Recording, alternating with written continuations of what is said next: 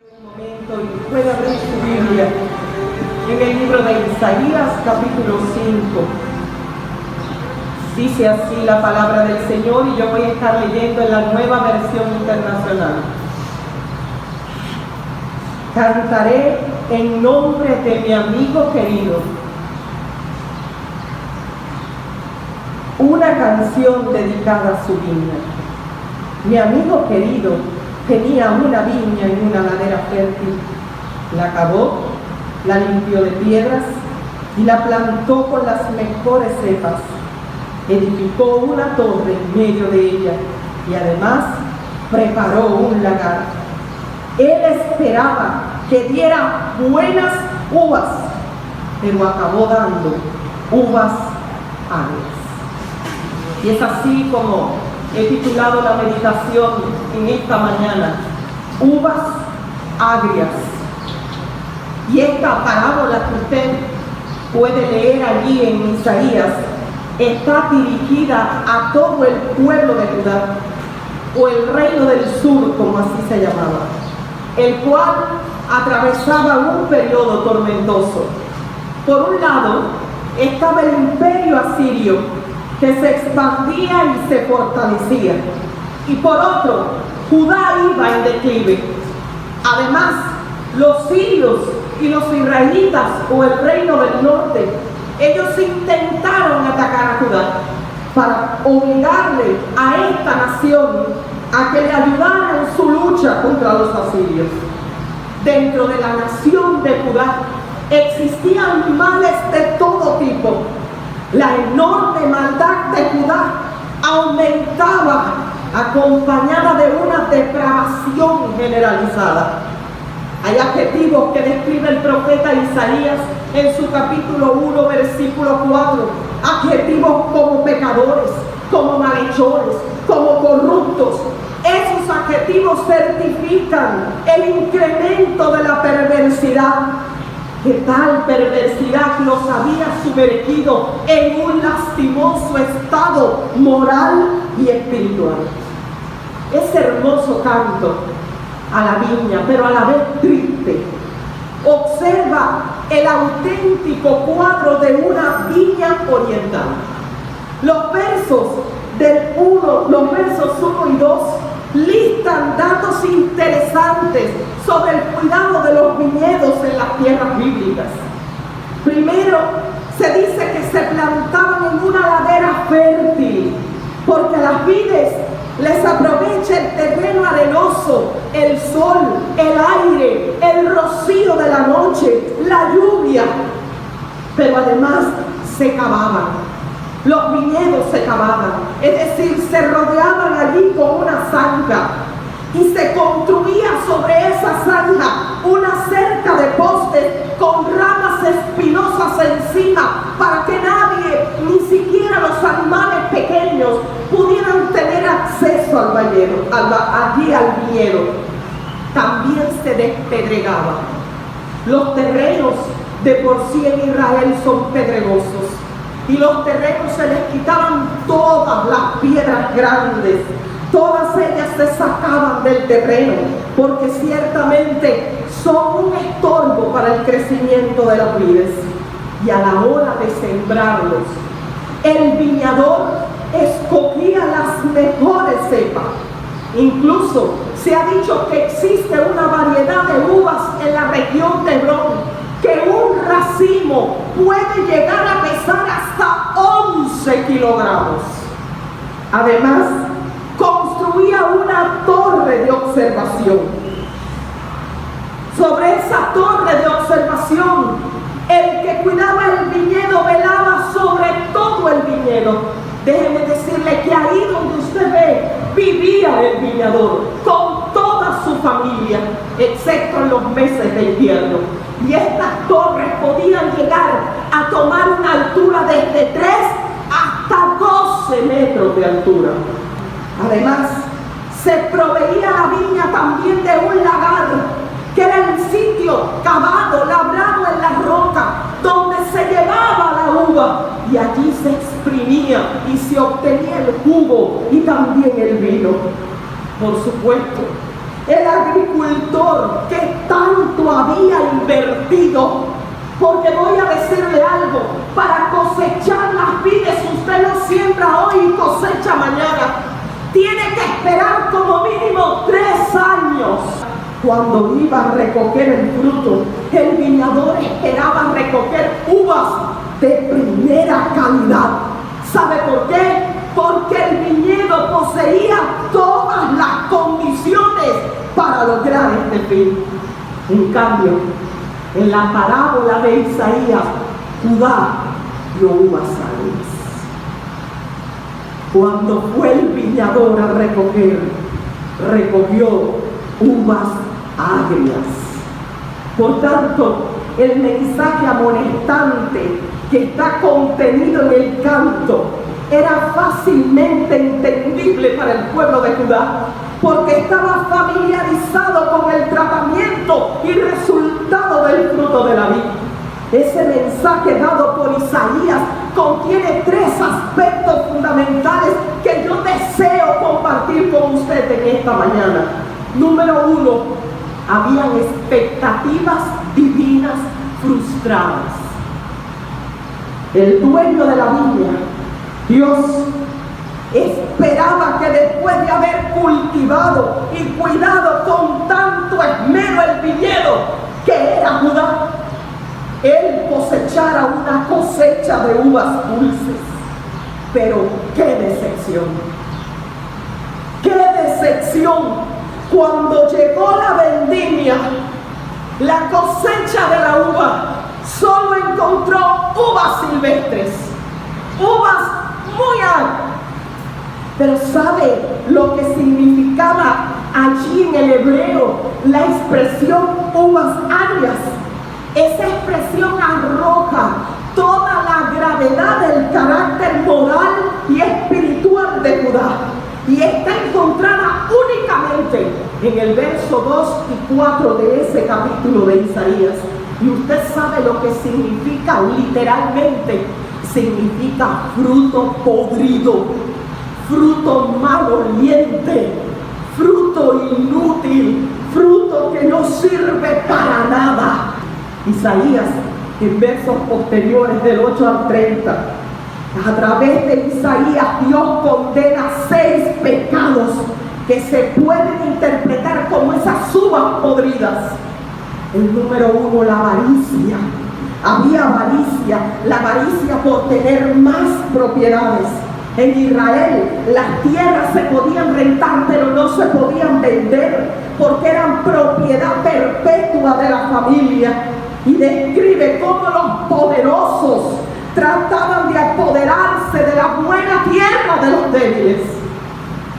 Había embriaguez, y más que una borrachera común que nos puede traducir a nosotros el término, representa los placeres sin la bendición de Dios, que a la larga destruyen la vida humana. Pero también desea que se aparte de las actividades que lo pueden alejar de Él. Tercero, poseía un espíritu desafiante o burla religiosa. Déjeme decirle que había quienes se deleitaban en el pecado, pero no solo se deleitaban ellos, también convidaban a otros para que hicieran lo mismo que ellos estaban haciendo. Pero ¿sabe lo que le ponía el puño a la arrogancia? Lo que le ponía era que además que andaban pecando y también contagiando a otros en su mala manera de vivir, se volvían hacia el cielo y le decían a Dios: aquí estamos, a ver, dinos, ¿qué vas a hacer? En una actitud totalmente deliberada, totalmente desafiante, totalmente rebelde, pero además habían confundido las normas morales. Isaías 5:20 dice: ay de los que a lo malo llaman bueno y a lo bueno llaman malo. Mire, cuando se pierde la distinción entre el bien y el mal, ¿sabe lo que viene? A la corta o a la larga viene la destrucción. Nadie, óigalo bien, nadie puede decidir lo que es bueno y lo que es malo. Usted y yo no podemos decidirlo, porque a lo mejor lo que a mí me parece bueno, a usted le parece malo y viceversa. ¿Sabe quién es quien pone la regla de lo que es bueno y lo que es malo? El que los diseñó, el Creador. Ahora, también había en medio de ellos soberbia y arrogancia. Los sabios ante sus propios ojos, así eran, pensaban que ellos sabían más que Dios. Hay personas que creen que saben más que Dios, y cuando usted les da un consejo, ellos ya tienen la justificación. Ya ellos saben cómo van a hacer, ya saben cómo van a andar, saben cómo va a resultar todo. Cuidado, cuidado, el consejo sabio viene de Dios. No lo deseche, no participemos de ese pecado de arrogancia o de soberbia. También Isaías en el versículo 22 y 24 describe cómo pervertían la justicia. Los jueces de Judá se vendían al mejor postor y estaban pasando por alto o estaban rechazando la ley de Dios. Ese era el fruto del comportamiento de Judá: avaricia, embriaguez, espíritu desafiante, confusión de las normas morales, arrogancia, perversión de la justicia. Y cuando Dios lo probó, fruto podrido, fruto malo, fruto agrio, fruto ácido, fruto silvestre. Y ahí viene el pensamiento principal del profeta. Después que Dios llegó, miró, paladeó, dijo: ¿qué puede hacerse con el pueblo de Dios cuando un trabajo total de gracia se ha despilfarrado en ellos y ellos todavía permanecen como si la gracia nunca los hubiera tocado? La nación escogida por Dios debía dar fruto bueno, agradable, para llevar a cabo la obra del Señor. Es decir, como vides escogidas, Dios esperaba que el pueblo de Judá fuera un pueblo obediente, fuera un pueblo santo y fuera un pueblo dispuesto a dar testimonio de su fe. Pero arbitrariamente produjo fruto podrido, ácido y malo. En Isaías capítulo 5 versículo 7 hay un juego de palabras en el hebreo que es asombroso. Nosotros no nos percatamos de él porque por supuesto es una traducción y se pierde el sentido que se dice a la hora de traducirlo, porque las palabras son totalmente diferentes. Él esperaba mispah, pero ¿sabe qué encontró? Mispah. Se perdió la H, y la mispah con H, ¿sabe lo que significa? Significa juicio, significa corregir los males. Eso era lo que Dios esperaba. ¿Y sabe lo que encontró? Encontró violencia, encontró ríos de sangre, encontró depravación. Eso fue lo que encontró. Él esperaba rectitud, que es el agua. Era vivir rectamente, vivir correctamente, de manera que los demás lo imitaran. Pero ¿sabe qué encontró? Encontróse agua. ¿Sabe qué significa eso? Clamor, como dice nuestra versión.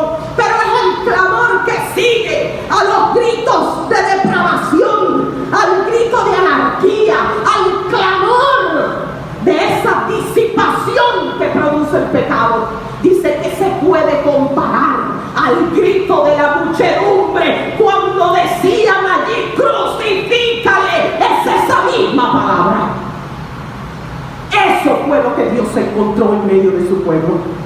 Cuántas cosas que no esperaba. Por eso había expectativas hace pensar en Mateo 7:20, cuando el mismo Jesús dijo: por sus frutos los conoceréis. Y allí estaba desenmascarando a los falsos discípulos. Por sus frutos usted los conocerá. Hemos examinado nosotros últimamente nuestro fruto. ¿Es dulce o es agrio? Si el Señor decidiera hoy en este momento llegar y visitar su viña para recoger buenos frutos, ¿qué encontraría? Encontraría abundancia de frutos buenos, es decir, encontraría el fruto del Espíritu, o encontraría el fruto maloliente y podrido de la carne. Sin lugar a dudas, no habrá lugar para decepciones divinas si el pueblo de Dios permanece pegado a la vid verdadera. Esa vid verdadera es Jesucristo. En Juan capítulo 15, versículo 1, Jesús dijo: yo soy la vid verdadera y ustedes son los pámpanos, y el que permanece pegado en mí, ese lleva fruto abundante que le da gloria a mi Padre. Eso es lo que quiere el viñador. Pero hay una segunda lección. No solo habían expectativas divinas frustradas. Dios quiere que su pueblo sepa que productividad y protección van de la mano, se acompañan. Si la viña hubiera rendido cosecha conforme al propósito del viñador, óigalo, nadie podría extender la mano para tocarla. Pero al faltar la productividad, al faltar el fruto bueno, ¿sabe qué aparece? Aparece un sinnúmero de calamidades. ¿Y sabe a qué responden esas calamidades? No responden al diablo, responden al mismo antagonismo divino, al mismo antagonismo del viñador, que producto a que no diste frutos. Dice: ahora verán lo que voy a hacer. Les quitaré su vallado. Les quitaré el cerco ese que se cavaba, para que ni siquiera una zorra pequeña penetrara. Le quitaré el vallado, le quitaré la protección. Y cuando yo le quite el vallado y le quite la protección, estará a merced de cualquiera. Y ahora voy a permitir que sea pisoteada, porque hasta allí van a llegar los animales. Ahí van a entrar y van a pisotear, y la voy a sumergir en vergüenza y en juicio.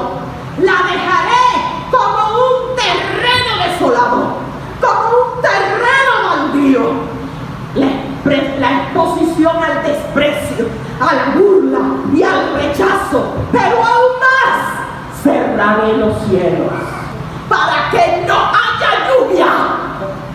Y la lluvia representa la vida centrada en la palabra. Y solo Dios puede detenerla. A causa del riego, la ausencia del riego espiritual, el corazón se volvería una tierra seca y agrietada. Y cuando el terreno se vuelve baldío, se vuelve seco, se vuelve árido, la tierra se vuelve arenosa, por mucho que se intente, ya es imposible que crezca fruto en él. Así como la obediencia hace inquebrantable la fe, ofreciendo garantía del cuidado permanente de Dios, la desobediencia persistente y deliberada acarrea destrucción. La mano del Señor sale contra los higos estériles, los higos que no producen fruto conforme a su propósito, los cuales, sin merecerlo, han disfrutado de un trabajo total de gracia. Sin embargo, permanecen como si la gracia nunca los hubiera tocado.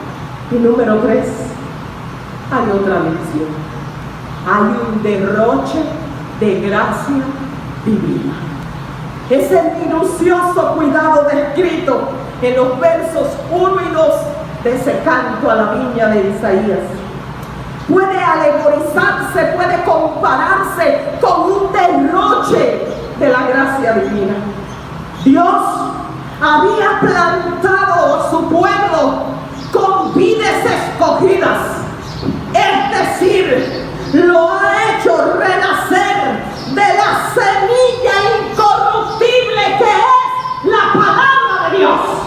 En 1 Pedro 1:23 la Biblia dice: siendo renacidos, no de simiente corruptible, sino de incorruptible, no de la semilla que se echa a perder, no de semilla podrida, sino de semilla buena, semilla imperecedera. Por la palabra de Dios dice que vive y permanece para siempre. Usted y yo hemos sido plantados con la buena semilla de la palabra de Dios. Aún más, la colocación de la torre en el mismo centro del viñedo. Dios ofrece señales, ¿sabe de qué? De su presencia y protección continua. Como lo describe el Salmo 121:5, Jehová es tu guardador. Él es tu guardador. Él es esa torre que está en el centro del viñedo y vela por ti día y noche, porque Él es el guardador eterno por excelencia. Aún más, a través de su Espíritu, ¿sabe lo que ha hecho? Despedregó la tierra de nuestro corazón. Quitó esas piedras grandes, esas piedras inmensas que entorpecían el crecimiento del fruto. Despedregó el terreno y nos dio una tierra nueva, una tierra fértil, una tierra productiva, cuando nos dio vida nueva. Pero aún más, a través de su Espíritu, Él realizó una obra de renovación y de regeneración en nosotros, los creyentes. Por tanto, Él preparó el terreno. ¿Sabe para qué preparó el terreno? Para llevar el fruto de la santificación. Tito 3:5 dice: nos salvó, no por obras de justicia, oiga, que nosotros hubiéramos hecho. En otras palabras, nos salvó no porque nosotros hubiéramos hecho algo bueno. No había nada bueno en nosotros. ¿Sabe por qué nos salvó? Por su misericordia, por el lavamiento, porque nos lavó toda la mancha y la suciedad del pecado, la quitó, nos lavó por el lavamiento, dice, de la regeneración, nos hizo nacer de nuevo, nos regeneró, nos dio nueva vida y nos renovó por el Espíritu Santo. ¿Cuántas cosas ha hecho Dios en nosotros? Por tanto, óigalo bien, quienes disfrutan de esa maravilla y únicos privilegios divinos, ¿sabe lo que Dios espera? Fruto de primera calidad.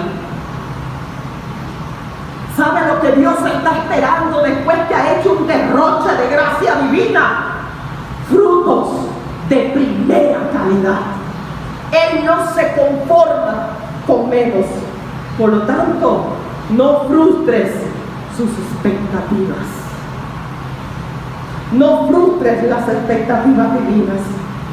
Isaías 5, del 1 al 7, habla del cuidado y de la provisión eterna de Dios por su pueblo. ¿Cómo entonces responderá el pueblo de Dios a tal cuidado? ¿Produciré la fruta buena o la fruta mala? Las uvas agrias, las uvas podridas, son los frutos de una naturaleza corrompida. Cuando se desenfrenan o se descontrolan los errores y los vicios, el viñedo es podado y pronto crecerán las espinas y los cardos, mostrándose a menudo, ¿saben qué? En el alejamiento del Espíritu de Dios, en el orgullo carnal, en pasiones concupiscentes, en descontento y desprecio a todo lo que a Dios se refiere.